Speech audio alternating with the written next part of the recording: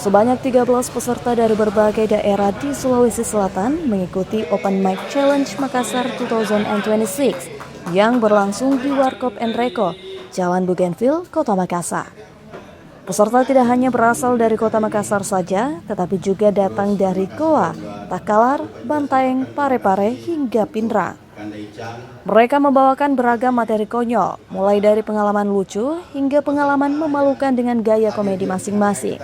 Menurut Direktur 1 Mic Management Indonesia yang juga Ketua Penyelenggara, Abdul Rahman Tahir, Open Mic Challenge tidak hanya berfokus pada kelucuan materi, tetapi juga menjadi sarana belajar public speaking, menyusun struktur materi, serta membangun kepercayaan diri para peserta. Jadi di kegiatan ini ada 13 peserta yang kita sudah jaring dari beberapa pendaftar. Nah, di mana kegiatan ini akan kita laksanakan di beberapa tempat. Pertama kita lakukan di Enreko, Warkop Enreko yang kita lakukan saat ini, dan kemudian kita akan berpindah lagi ke rencananya di Kopi Zone. Nah, untuk selanjutnya lagi ini rencana juga kita lagi membicarakan untuk melaksanakan di Gedung Geraha Pena. Kemudian setelah itu puncaknya itu kita akan adakan di sekitar Unhas ya. Jadi kita akan masuk kampus. Mudah-mudahan nanti disepakati bisa dilaksanakan di Unhas TV. Jadi di acara itu kita akan mengumpulkan semua juara daripada open mic yang kita sudah laksanakan.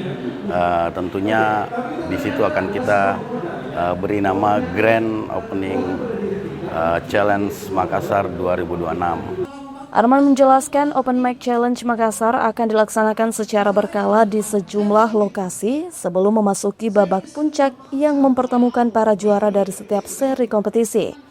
Selain menjadi ajang kompetisi, kegiatan tersebut juga diharapkan menjadi ruang berkumpulnya komunitas kreatif, serta melahirkan berbagai konten komedi melalui platform digital. Para peserta dinilai berdasarkan originalitas materi, struktur penyampaian, delivery, interaksi dengan penonton, serta tingkat kelucuan.